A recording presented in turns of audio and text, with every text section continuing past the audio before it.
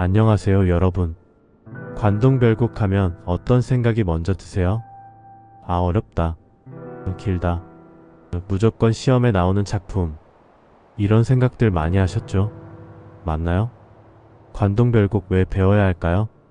관동별곡은 우리 문학사에서 빼놓을 수 없는 중요한 작품이지만 그만큼 많은 학생들이 어려워하는 작품이기도 합니다. 하지만 오늘 저와 함께라면 관동별곡이 더 이상 어려운 작품이 아닐 거예요.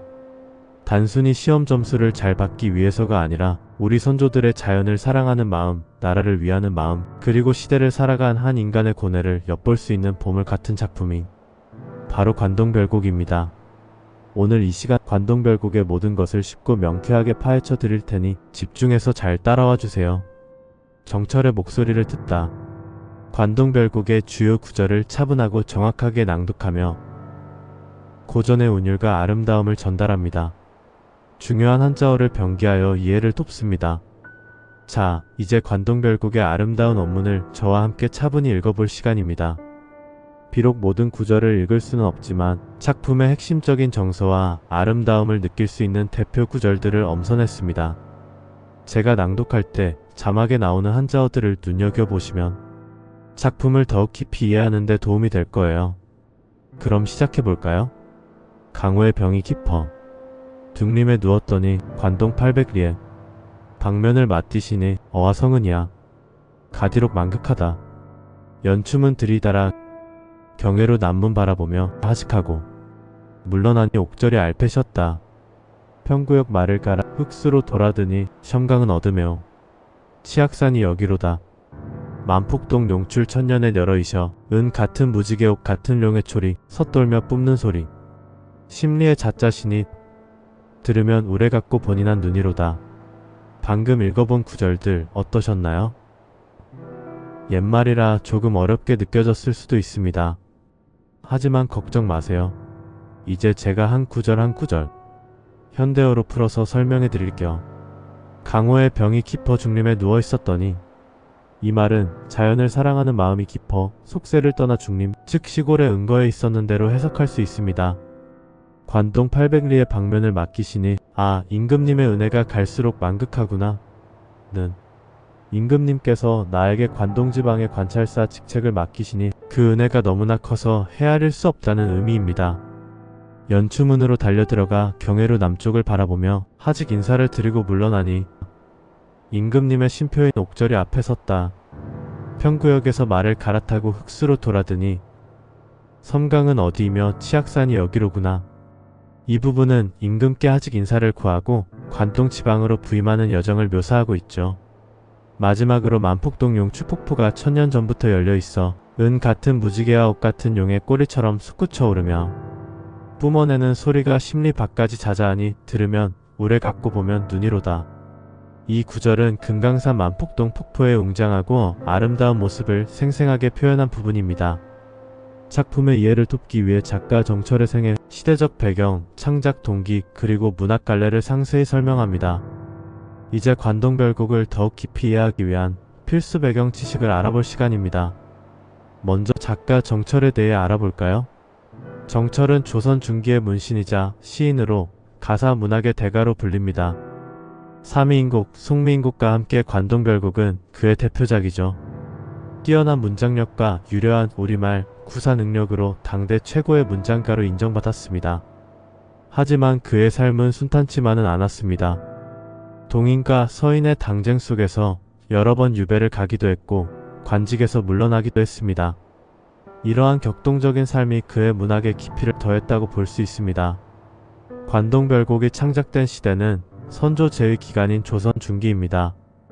당시 조선은 사림 세력이 정치의 주도권을 잡아가면서 붕당 정치가 본격화되던 시기였습니다.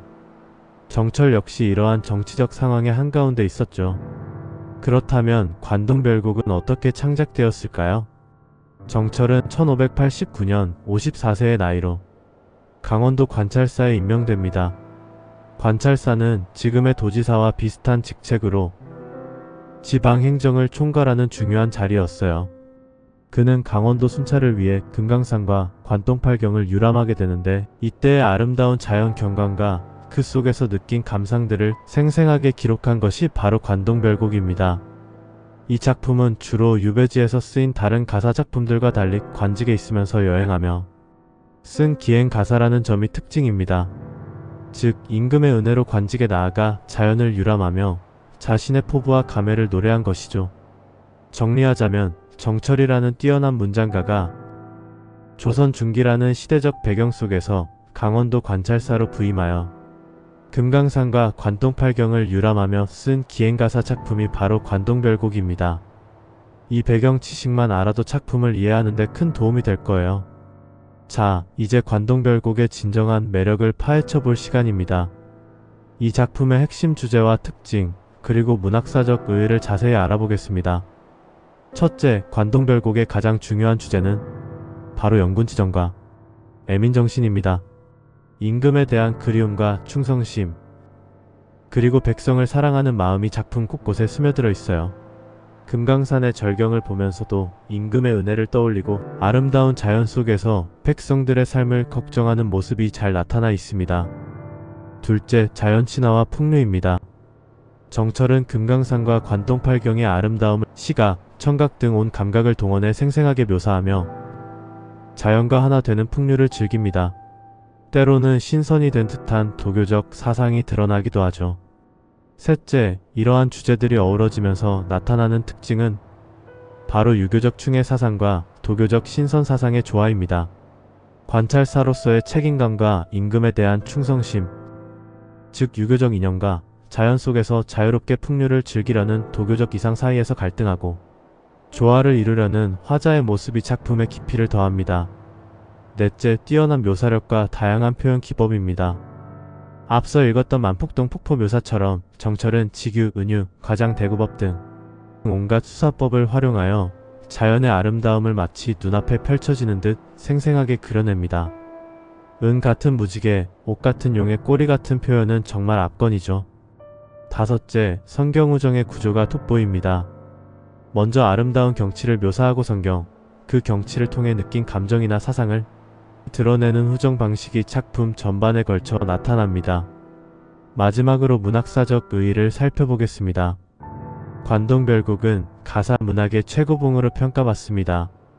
정철은 우리말의 아름다움을 절묘하게 살려내어 유려하고 역동적인 문체를 완성했습니다.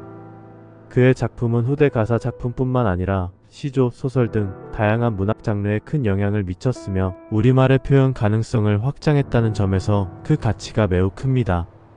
단순히 여행기가 아니라 한 인간의 내면 세계와 조선시대 지식인의 이상을 담아낸 종합 예술작품이라고 할 수 있습니다. 자, 이제 여러분이 가장 기다리셨을 시간, 시험에 나오는 관동별곡 핵심 포인트를 콕콕 짚어드리겠습니다. 이것만은 꼭 기억하고 시험장에 들어가세요. 첫째, 화자의 정서 변화입니다. 관동별곡은 여정 내내 화자의 정서가 다양하게 변화합니다. 임금의 은혜에 감사하는 마음, 아름다운 자연에 감탄하는 마음, 백성을 걱정하는 마음, 신선이 되고자 하는 욕망 등 여러 감정이 교차하는데 특히 유교적 이상과 도교적 풍류 사이의 갈등과 조화를 잘 이해해야 합니다. 특정 구절에서 화자의 감정이 무엇인지 파악하는 문제가 자주 출제됩니다. 둘째, 표현상의 특징입니다. 앞서 설명드렸던 다양한 수사법, 즉 직유, 은유, 과장, 대구, 대조법 등이 어떤 구절에서 어떻게 사용되었는지 정확히 파악해야 합니다. 특히 역동적인 표현과 생생한 묘사에 주목하세요. 셋째, 주요 장소와 그 의미입니다. 금강산, 관동팔경의 각 명소들이 어떤 특징을 가지고 있고 화자가 그곳에서 어떤 감상을 느끼는지 연결지어 기억해야 합니다. 예를 들어 금강산은 웅장하고 남성적인 이미지, 관동팔경은 여성적이고 아름다운 이미지로 대비될 수 있습니다. 넷째, 핵심 구절의 현대어 해석입니다. 원문 낭독 때처럼 어려운 구어들이 현대어 어떻게 해석되는지 그 의미를 정확히 알아야 합니다. 특히 한자어가 중요한 부분들은 미리 익혀두면 좋습니다. 마지막으로 정철의 다른 작품과의 연관성입니다. 삼위인곡, 송미인곡과 함께 정철의 가사 문학을 대표하는 작품이므로 세 작품 간의 공통점과 차이점을 묻는 문제가 나올 수도 있습니다. 예를 들어 영군지정이라는 공통된 주제를 어떻게 다르게 표현했는지 비교하는 식이죠. 이 5가지 핵심 포인트를 중심으로 관동별곡을 다시 한번 정리해보세요. 분명 좋은 결과를 얻으실 겁니다. 자, 여러분. 오늘 저와 함께한 시간 어떠셨나요? 어렵게만 느껴졌던 관동별곡이 조금은 친숙하고 재미있게 다가오셨기를 바랍니다. 우리는 오늘 관동별곡의 원문 낭독부터 현대어 해석, 작가 정철과 시대적 배경, 그리고 핵심 주제와 문학사적 의뢰, 마지막으로 시험 대비 핵심 정리까지 관동별곡의 모든 것을 살펴보았습니다. 관동별곡은 단순히 시험을 위한 작품이 아니라 우리 선조들의 삶과 정신, 그리고 우리말의 아름다움을 담고 있는 소중한 문화유산입니다. 오늘 배운 내용을 바탕으로 관동별곡을 다시 한번 읽어보면서 정철의 눈으로 금강산과 관동팔경을 여행하는 상상을 해보세요. 분명 새로운 감동을 느끼실 수 있을 겁니다. 오늘 강의가 유익하셨다면 구독과 좋아요, 그리고 알림 설정 잊지 마시고요. 궁금한 점이나 다음 강의에서 다루었으면 하는 작품이 있다면 언제든지 댓글로 남겨주세요. 여러분의 적극적인 참여가 저에게 큰 힘이 됩니다. 그럼 다음 시간에도 더욱 알찬 문학 이야기로 찾아오겠습니다. 오늘은 아빠였습니다. 안녕.